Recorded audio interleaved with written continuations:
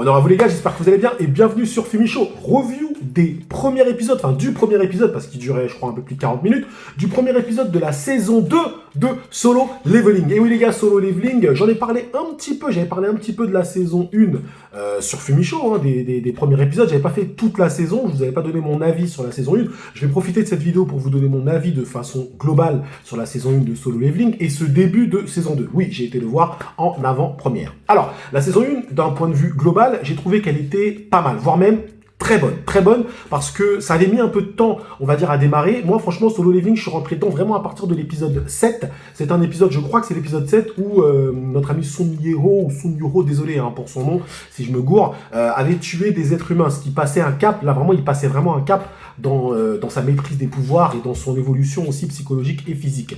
Et donc, j'avais vraiment apprécié Solo Leveling, mais ça avait mis un petit peu de temps, je trouve, à débuter. Maintenant, il faut dire la vérité, la dernière partie de saison, à partir de l'épisode 7, c'était complètement fou, sincèrement. Et surtout les pouvoirs qu'il avait à la fin, les pouvoirs de nécromancien, c'était juste incroyable. C'était incroyable et c'était totalement inattendu. Donc, sincèrement, Solo Leveling, j'ai été impressionné par la montée en puissance de cet animé, la montée en puissance du personnage. Et là, la saison 2, en toute honnêteté, au vu du début du rythme qui est imprimé dans la saison 2, il y a de fortes chances que ce soit facile top 3 des meilleurs animés de 2025. Et oui, je m'avance, on sera début 2025 quand ça va sortir, et je peux d'ores et déjà vous dire que ce sera dans le top 5. Je ne dis pas le meilleur, parce qu'il y a plein de choses qui vont sortir en 2025, mais vu le niveau du premier épisode de la saison 2, c'était juste ouf. Donc bref, la fin de la première saison, il avait battu Igris.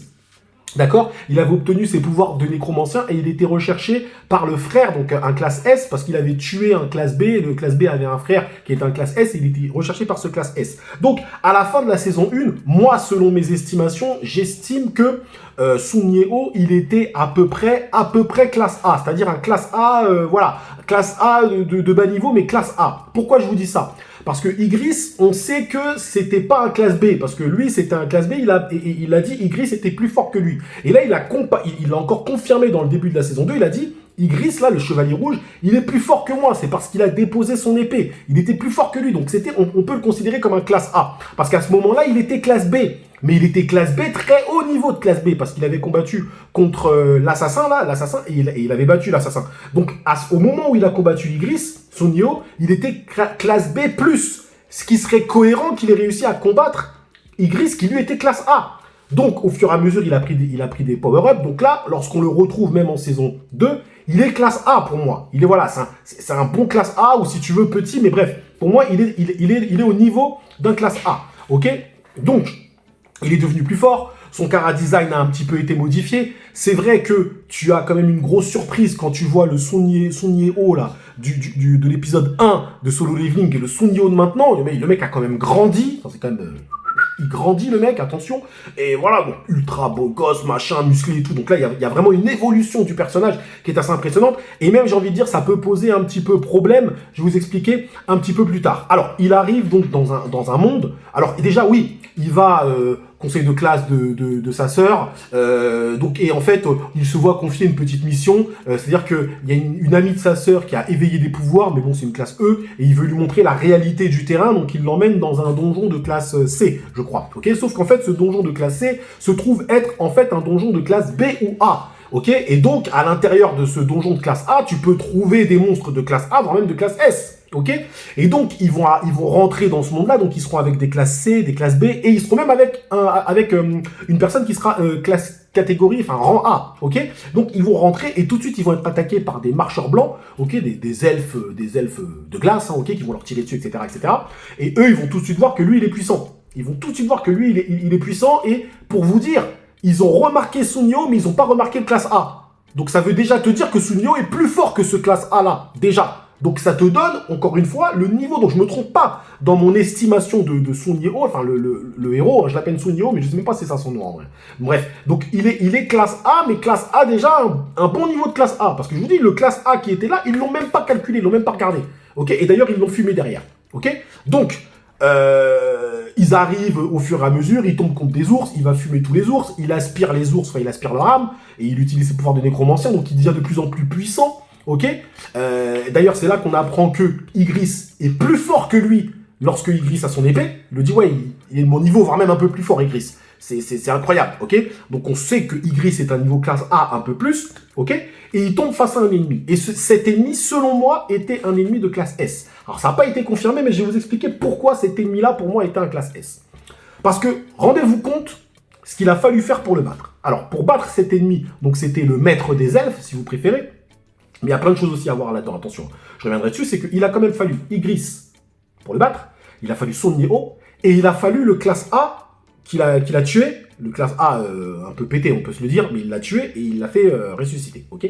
Donc il a fallu 3 mecs de niveau A pour battre ce maître des elfes. Ça veut dire que ce maître des elfes, pour moi, était au moins niveau classe S. Je le dis très clairement.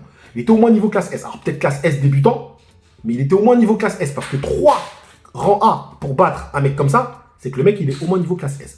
Par contre, il y a plus en plus de suspense. Et je vais vous dire pourquoi. Parce que déjà, un moment, quand il arrive dans le monde, quand il discute avec le maître des elfes, il arrive à discuter avec lui. Donc les autres autour, ils se disent, mais attends, mais comment il comprend cette langue? Déjà ça, ils ne comprennent pas, déjà de 1. Et de 2, au moment où il dit au maître des elfes, là, il lui dit, mais vous êtes qui exactement? Et là, tac, tac, tac, il y a un brouillage. Donc en fait, on te sous-entend que le système empêche Son Nioh d'accéder à cette information. Donc je pense que le système, au fur et à mesure, on va apprendre que le système, en fait, rapproche les deux mondes d'une certaine façon. Il essaye de créer quelque chose. Ok? Et je me suis dit que, est-ce que le système n'est pas en train de faire monter Son Nioh pour aller peut-être chercher quelqu'un dans le monde, dans ce monde-là? Ok? Et c'est pour ça qu'il lui a accordé un double éveil. C'est pour ça qu'il l'entraîne. Le système, il entraîne Son Nioh. Il oblige Son Nioh à s'entraîner. Ok? Donc il y a un truc avec le système, il y a un truc qui est caché avec le système, qui, à mon avis, on va le découvrir au fur et à mesure. Donc, ils arrivent à battre le rang S et tout. Et là, moi, j'ai rien à dire, hein, c'était stratosphérique, c'est un niveau de ouf, hein, l'animation, tout, j'ai surkiffé. En fait, j'ai même pas trop de défauts à donner. Je vous dis, le seul petit défaut, microscopique défaut que je vais donner, c'est que Son Nioh, quand tu réfléchis bien, même dans un combat où il a pas l'avantage, le mec, il a pas l'avantage, hein, il est là, il le dit clairement, hein, il le dit, ouais, lui, il est plus fort que moi, clairement. Et en fait, même dans ce genre de combat, il panique jamais. C'est-à-dire que là, on est passé du personnage rang E, faible, nanani, nanana, à un mec qui n'a plus jamais peur. C'est-à-dire que même un moment, quand il va sortir, il y a un classe S qui va lui mettre un coup de pression, il n'aura pas peur. Donc, il faut faire attention à ne pas faire un personnage qui n'a plus de défauts. C'est ça. Certes, il a évolué. Certes, il a pris en puissance et tout. Mais attention à ce que le personnage, au bout d'un moment, n'ait plus aucun défaut. Il faut quand même réussir à le mettre en difficulté. Parce que sinon, même face à un classe S, il est comme ça. Alors, c'est pas validé que c'est un classe S, le maître de glace. Mais tout porte à croire que c'est un classe S. Parce que je vous dis, dans mon calcul, moi j'aimerais bien débattre de ça avec des gens en zone commentaire, mais dans mon calcul, je vois pas où est l'erreur. Si on te dit que Igris, quand il a combattu Igris, c'est un classe B, et il était classe B, il venait de battre un classe B, il était classe B+, Igris était plus fort que lui, donc Igris est un classe A. Ok? Et là, il le dit clairement, il est à peu près au niveau d'Igris, mais Igris est encore plus fort parce qu'il a son épée. Donc les deux sont des classes A. Ok? Et la preuve en est, le maître des glaces, les elfes, machin et tout, quand ils ont vu que Son Nioh, ils n'ont pas vu l'autre classe A, ils s'en foutent. Ça veut dire que c'était un classe A bien plus puissant que les autres. Ok? Et le classe A qui a été ressuscité, ça a été confirmé. Donc il a fallu 3 classes A pour battre le maître des glaces. 3 classes A, je suis désolé, pour battre le maître des glaces, ça veut dire que le maître des glaces, c'est un classe S. Dites-moi vous en commentaire si vous êtes d'accord avec moi ou pas. Mais bref, il faut faire attention à ce que Son Nioh ne devienne pas, on va dire, imperturbable, machin. Non, il faut que quand même il ait des difficultés. Parce que c'est lorsque tu ressens la difficulté du protagoniste que tu ressens les émotions et tout dans un animé. Donc il y a juste ce petit point d'alerte que je donne. Mais sinon, au global, on est sur un 9 sur 10. On est sur un 9 sur 10. Moi, j'ai vu ça au cinéma. Franchement, c'était lourd, franchement. Honnêtement, je vous le dis, hein, le début de Solo Leveling, là, ça va être compliqué à rattraper. Hein.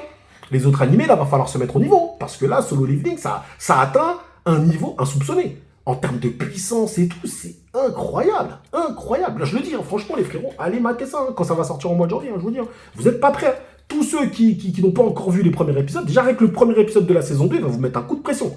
Il va vous mettre un coup de pression direct. Le niveau, il est ouf. Alors, ceux qui suivent le webtoon, vous connaissez déjà l'évolution des choses. À mon avis, là, le niveau de puissance de Son Nioh, on en est là, c'est une dinguerie. C'est une dinguerie parce qu'ils n'ont pas encore été sur l'île, là, apparemment, où même les classes S, ils galèrent. Mais je me pose aussi la question, parce que là, tôt ou tard, il va atteindre le niveau de classe S, parce que lui, son niveau de progression est infini, en fait. Donc, il va atteindre le niveau de classe S. Comment tu vas lui opposer des ennemis à Sun Yeo? Comment tu vas faire? Il sera obligé d'aller sur l'île au bout d'un moment. Peut-être qu'en fait, le système entraîne Sun Yeo pour qu'il puisse aller sur cette île. Et moi, je me suis posé la question. Sun Yeo, il a eu un double éveil. Il était rang E. Mais imaginez un rang S qui a eu un double éveil. Parce que Sun Yeo, lui, il est parti de rang E. Imaginez un mec qui part de base d'un rang S et qui progresse. Ça peut être dinguerie, hein. Ça peut être dinguerie, parce qu'il n'y a pas que lui qui a eu le double éveil. Parce qu'ils connaissent le phénomène du double éveil, parce qu'ils disent à chaque fois, ah, on soupçonne que ce mec a eu un double éveil. Ok? Donc voilà. Bref, écoutez, on verra bien en tout cas. Franchement, en tout cas, c'était un plaisir de regarder ce premier épisode de la saison 2 de Solo Leveling. En plus, franchement, ils nous ont fait un résumé de la première saison qui était impeccable. Ils l'ont fait, en fait, ils l'ont résumé en un épisode et ils ont tout condensé. Et franchement, même quelqu'un qui n'a pas suivi la saison 1, au global, il comprend les tenants et les aboutissants. Alors, je dis pas qu'il comprend tout à 100%, mais il comprend les tenants et les aboutissants de Solo Leveling. Donc voilà les frérots, voilà. En tout cas, merci à vous d'avoir suivi cette petite review. Tranquille, chill jusqu'au bout. Mettez un pouce pour soutenir évidemment la chaîne Fumicho. Prenez soin de vous. Et que le nom soit avec Sun Yeo, je sais plus c'est quoi trop son nom.